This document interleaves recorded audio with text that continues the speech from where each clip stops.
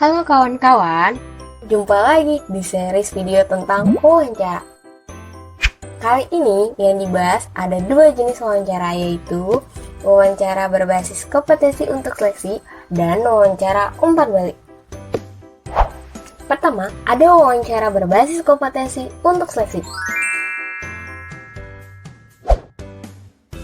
Di sini, interviewer pastinya sudah mempersiapkan pertanyaan wawancara berbasis kompetensi untuk menyeleksi calon tenaga kerja. Kompetensi-kompetensi ini disusun berdasarkan analisis jabatan, yaitu sebuah informasi mengenai tugas dan tanggung jawab, pengalaman yang sesuai jabatan, dan karakteristik orang yang disyaratkan.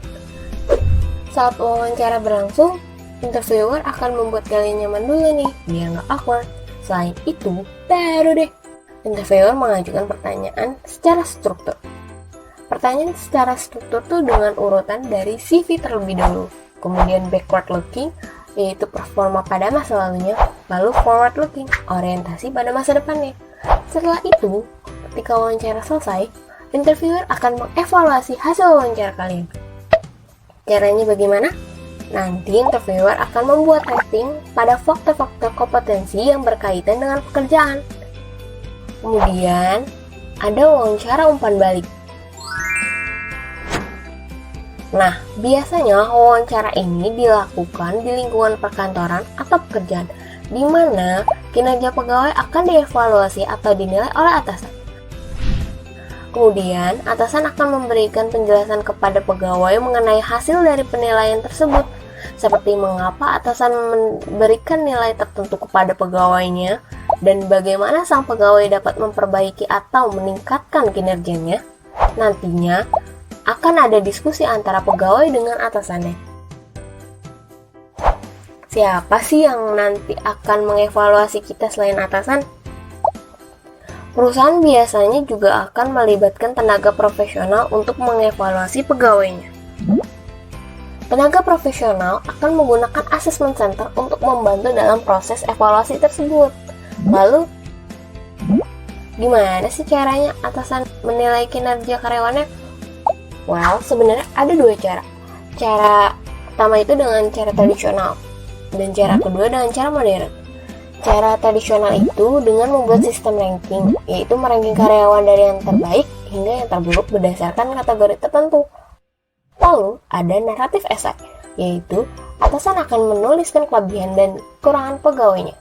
Cara lainnya adalah dengan peninjauan. Atasan akan menyimpan dokumentasi format pegawainya yang buruk dan akan meninjau di lain waktu. Lalu bagaimana dengan pendekatan modernnya? Beberapa di antaranya adalah MBO, BIRS, dan pendekatan 360 derajat. MBO atau Management by Objective, yaitu melibatkan atasan dan karyawan dalam situasi yang seimbang untuk menentukan tujuan, bukan jenis aktivitasnya. Kemudian ada Behaviorally Accord Rating Scales atau BARS, yaitu diidentifikasi melalui analisis posisi pekerjaan dan mempunyai standar perilaku tertentu. Kemudian ada pendekatan 360 derajat, meliputi evaluasi dari beragam tingkat. Feedbacknya bisa dari superior, kolega, bawahan, pelanggan, supplier, seperti itu.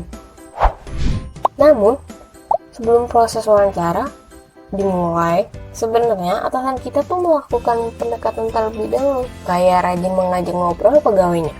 Selain itu, atasan kita juga akan menyiapkan diri untuk menganalisis informasi dan bernegosiasi saat wawancara berlangsung.